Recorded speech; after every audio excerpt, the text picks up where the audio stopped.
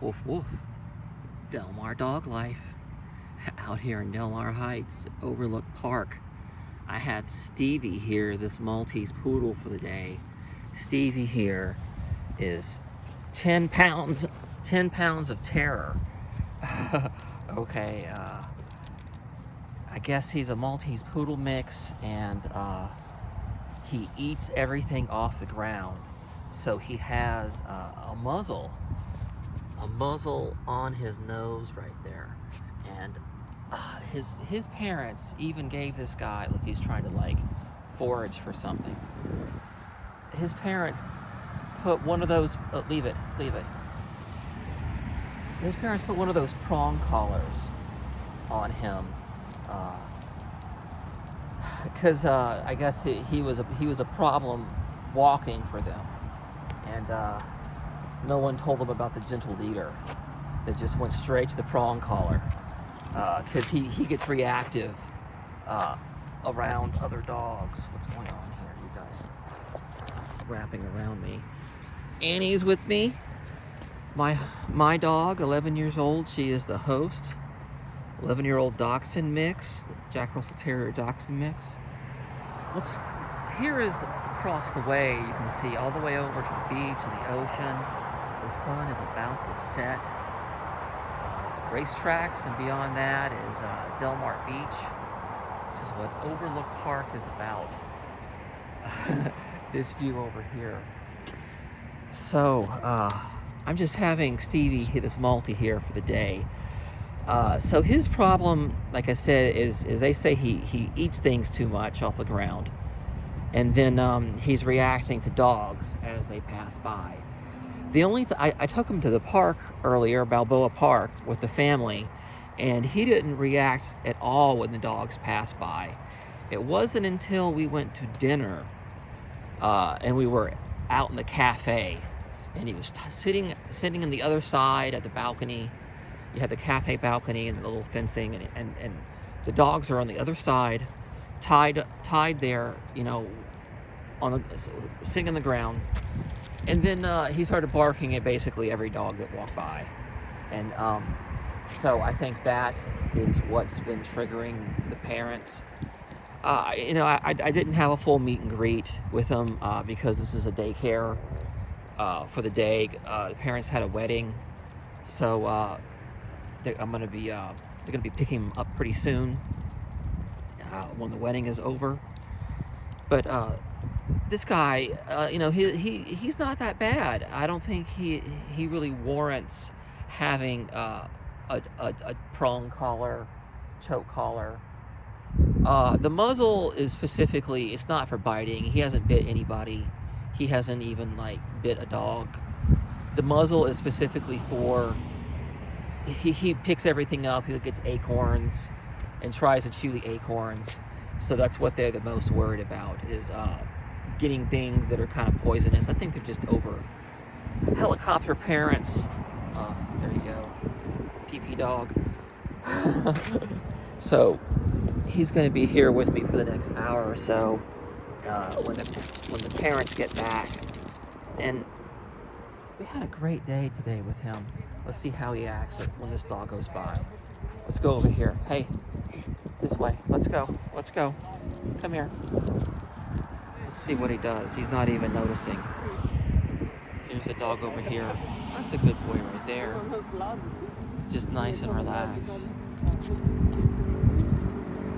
Really non-threatening senior German Shepherd mix. Annie didn't get triggered at all by it. And he didn't care either. I mean, Stevie, she didn't care either.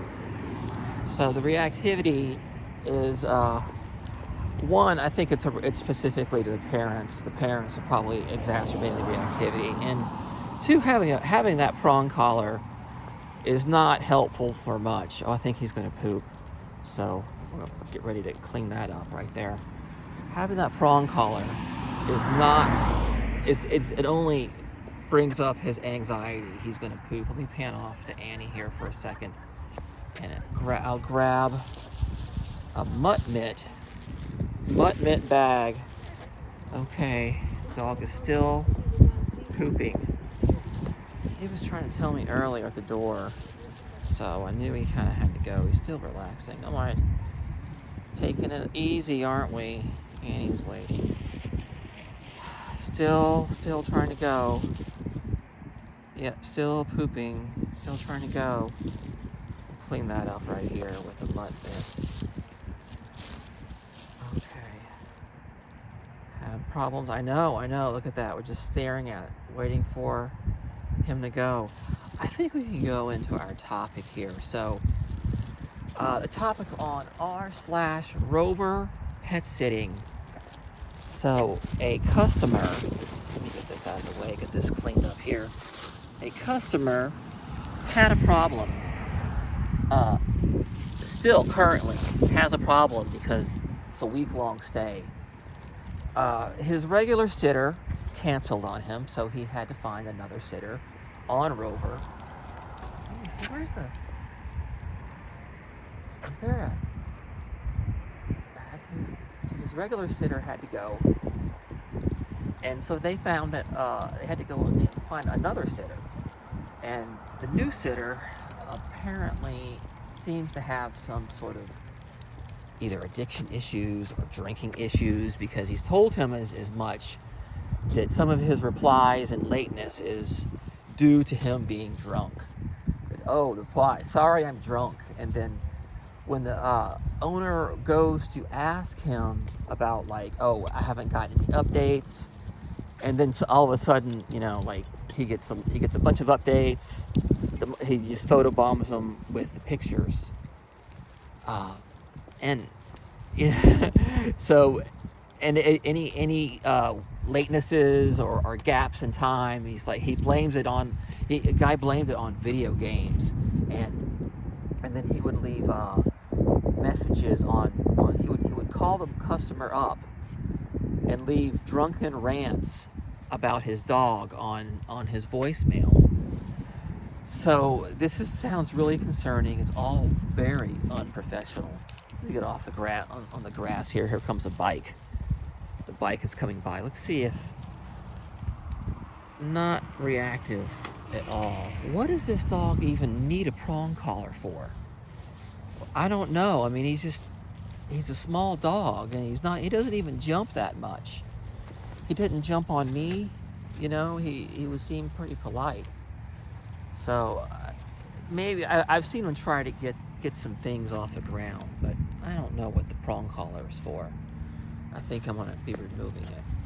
So essentially, the owners, you know, got a few more days. It's supposed to be a full week stay, and maybe there might even be a few more nights. You know, like it might even be all till next weekend. So my message, when I messaged on the forum, I told her, I said, you should contact Rover. This is like the most unprofessional thing to have someone that, you know, you're paying for, and then they're going to admit that they've been drinking, and, you know, making, you know, getting upset with you and ranting, and obviously calling you while you're drunk. And like, I understand people are in their home, and you know, I'm not saying that your sitters should not be drinking at all. They have to be sober in their own home. But I think that I've never had a sitter tell me that they're too drunk to do something. Never had someone like, sorry, I'm drunk. Like, I'm paying the money. It sounds crazy. When I'm saying it out loud, it sounds crazy, and it's really concerning for this owner, because apparently he took the first guy that was available, you know, because apparently no one ever, I cannot put my dog in a kennel. It's just the worst thing ever, or possibly one of the safest places ever, because at least you're going to get a certain standard of professional ability, you know, some professionalism. Unless you're able to, you know, to find another Rover sitter who's highly reviewed, and it kind of stands out too. So in this case, the guy, you know, when he did the meet and greet, the guy seemed like a normal, regular person, which is actually, it's all, you know, it's like, you know, seemed friendly and made him, you know, made the guy relax.